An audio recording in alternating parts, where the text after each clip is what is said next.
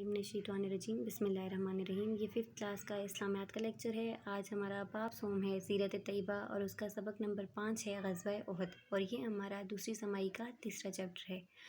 آج کے ہمارے چیپٹر کا نام ہے غزوہ احد۔ غزوہ بولتے ہیں اس جنگ یا لڑائی کو جس میں نبی کریم صلی اللہ علیہ وآلہ وسلم نے خود شرکت کی، اور احد ایک پہاڑ کا نام ہے۔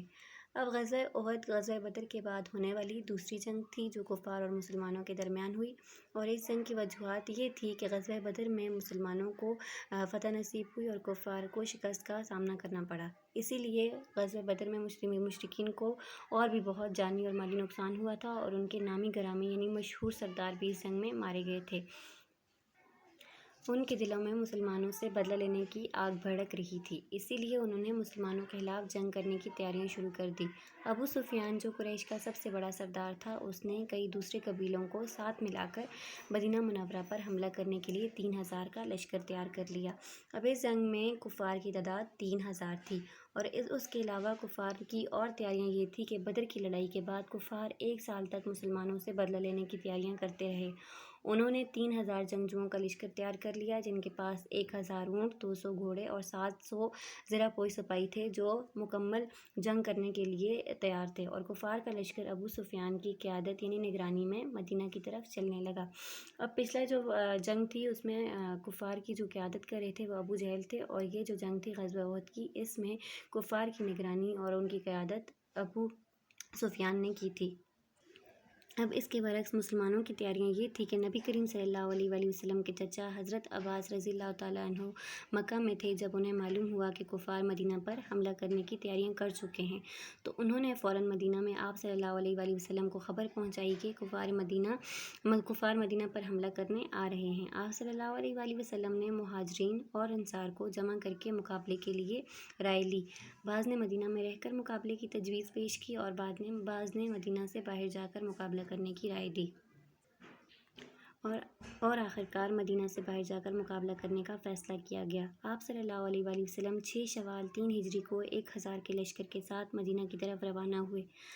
عبداللہ بن ابی جو رئیس المنافقین تھا، منافقوں کا سردار تھا، وہ اوپر سے تو مسلمانوں کے حق میں تھا اور مسلمان ہو گیا تھا، لیکن اندر سے وہ مسلمانوں کا سب سے بڑا دشمن تھا۔ اس نے راستے میں 300 سواروں کو اپنے ساتھ کیا اور الگ ہو گیا۔ اب مسلمانوں کی تعداد صرف اور صرف 700 رہ گئی تھی، جبکہ کفار کی تعداد اس جنگ میں 3000 تھی۔ اور جیسے ہی 6 شوال کو یہ لشکر جنگ کے لیے روانہ ہوا، اور آخرکار 7 شوال ہفتے کے دن غزوہ احد کا واقعہ پیش آیا۔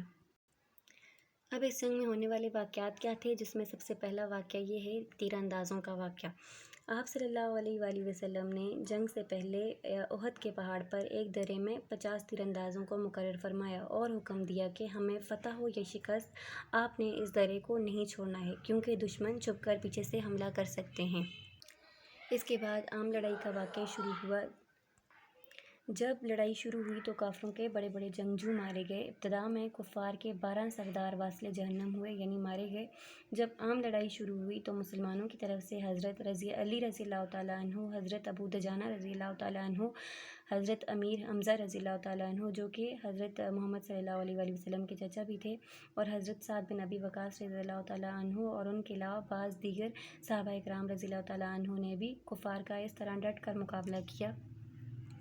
کہ وہ ڈر کے جنگ کے میدان سے بھاگنا شروع ہو گئے۔ اس کے علاوہ جو تیسرا واقعہ پیش آیا تھا وہ مال غنیمت کا واقعہ پیش آیا کہ جب کفار میدان جنگ سے بھاگ کر چلے گئے اور جب میدان جنگ خالی ہو گیا تو مسلمان مال غنیمت جمع کرنے لگے، اور جب گھاٹی پر مقرر 50 تیر اندازوں نے دیکھا کہ مسلمان مال غنیمت جمع کرنے میں مشغول یعنی مصروف ہو گئے ہیں تو انہوں نے بھی اپنی جگہ چھوڑنی چاہیے، اور حضرت عبداللہ بن جبیر رضی اللہ تعالیٰ عنہ کے منع کرنے کے باوجود بھی وہ اپنی جگہ چھوڑ کر مال غنیمت جمع کرنے میں مصروف ہو گئے۔ اب اس کے بعد جو چوتھا واقعہ وہ تیر اندازوں کا حکم نہ ماننے والا واقعہ تھا، اور اس میں یہ ہوا کہ جب انہیں منع بھی فرمایا تھا کہ وہ اپنی جگہ نہیں چھوڑیں گے، لیکن اس کے باوجود بھی تیر اندازوں نے اپنی جگہ چھوڑ کر مال غنیمت جمع کرنا شروع کر دی، اور کفار نے جب دیکھا کہ گھاٹی تیر اندازوں سے خالی ہو گئی ہے تو خالد بن ولید جو ابھی مسلمان نہیں ہوئے تھے، انہوں نے کفار کو ساتھ دے کر گھاٹی کی طرف سے حملہ آور ہو کر مسلمانوں کو گھیرے میں لے لیا اور بہت سے صحابہ کرام رضی اللہ تعالیٰ عنہم کو شہید کر دیا۔ اس کے بعد جو واقعہ پیش آیا وہ نبی کریم صلی اللہ علیہ وآلہ وسلم پر حملہ کرنے کا واقعہ تھا۔ کفار نے نبی کریم صلی اللہ علیہ وآلہ وسلم پر بھی حملہ کیا، جس سے آپ صلی اللہ علیہ وآلہ وسلم کا چہرہ مبارک زخمی ہو گیا اور آپ صلی اللہ علیہ وآلہ وسلم کے 2 دانت مبارک بھی شہید ہو گئے۔ لیکن حضرت ابو طلحہ رضی اللہ تعالیٰ عنہ اور حضرت سعد بن وقاص رضی اللہ تعالیٰ عنہ آپ صلی اللہ علیہ وآلہ وسلم کے سامنے آ کھڑے ہوئے اور ڈھال بن کر ان کا سامنا کیا اور انہیں قتل کر دیا۔ اس کے بعد حضرت موصب بن عمیر رضی اللہ تعالیٰ عنہ کا واقعہ پیش آیا۔ اسی دوران حضرت موصب بن عمیر رضی اللہ تعالیٰ عنہ جو کہ آپ صلی اللہ علیہ وآلہ وسلم کے ہم شکل تھے، انہیں کفار نے شہید کر دیا اور اعلان کرنے لگے کہ نعوذ باللہ انہوں نے نبی کریم صلی اللہ علیہ وآلہ وسلم کو شہید کر دیا ہے۔ یہ خبر سن کر مسلمان پریشان ہو گئے اور ایسے وقت میں نبی کریم صلی اللہ علیہ وآلہ وسلم نے صحابہ کرام رضی اللہ تعالیٰ عنہم کو جمع فرمایا اور آواز دی کہ تمہارا نبی صلی اللہ علیہ وآلہ وسلم یہاں ہے۔ مسلمان آپ صلی اللہ علیہ وآلہ وسلم کے ارد گرد جمع ہو گئے، جس پر کفار مکہ میدان جنگ سے بھاگ نکلے۔ اب اس جنگ کے نتائج کیا تھے؟ غزوہ احد میں مسلمانوں کا بہت نقصان ہوا اور 70 کے قریب صحابہ کرام رضی اللہ تعالیٰ عنہ بھی شہید ہوئے، جن میں نبی کریم صلی اللہ علیہ وآلہ وسلم کے پیارے چچا حضرت امیر حمزہ بھی شامل تھے، جنہیں کفار کے ایک حبشی غلام وحشی بن حرب نے نیزہ مار کر سیدنا حمزہ رضی اللہ تعالیٰ عنہ کو شہید کر دیا تھا۔ اور اس غزوہ میں کفار مکہ پر یہ بات واضح ہو گئی کہ مسلمان اگرچہ تعداد میں کم اور بے سر و سامان بھی تھے، لیکن وہ کفار کے مقابلے کے لیے تیار رہتے تھے۔ اس غزوہ میں مسلمانوں پر یہ بات بھی واضح ہو گئی کہ انہیں ہر حال میں رسول صلی اللہ علیہ وآلہ وسلم کی پیروی کرنی چاہیے اور اپنی سوچ کو آپ صلی اللہ علیہ وآلہ وسلم کے حکم پر ترجیح نہیں دینی چاہیے، کیونکہ اگر تیر اندازوں کا دستہ گھاٹی کو نہیں چھوڑتا تو مسلمانوں کا نقصان نہ ہوتا۔ اور اسی موقع پر نبی کریم صلی اللہ علیہ وآلہ وسلم نے ارشاد بھی فرمایا کہ اگر کوئی حبشی غلام بھی تمہارا امیر بنا دیا جائے اور وہ تمہیں اللہ کی کتاب کے مطابق لے کر چلے تو اس کی اطاعت و فرمانبرداری تم پر لازم ہے۔ یعنی آپ صلی اللہ علیہ وآلہ وسلم نے یہ کہا کہ اگر کوئی غلام بھی جو کہ حبشہ کے رہنے والے ہوں، وہ بھی اگر تمہارے امیر بنا دیے جائیں تو تمہارا فرض ہے کہ تم اس کی اطاعت اور فرمانبرداری کرو اور اس کا حکم مانو۔ اور اس جنگ میں مردوں کے علاوہ خواتین نے بھی بہت کردار ادا کیا۔ غزوہ احد کے موقع پر چند مسلمان عورتیں بھی میدان جنگ میں ساتھ تھیں۔ مسلمان عورتیں زخمیوں کو پانی پلاتی تھیں اور ان کی مرہم پٹی کر کے ان کی دیکھ بھال کرتی تھیں۔ حضرت فاطمہ الزہرا رضی اللہ تعالیٰ عنہا نے نبی کریم صلی اللہ علیہ وآلہ وسلم کے زخموں کو دھویا اور ان کی مرہم پٹی بھی کی۔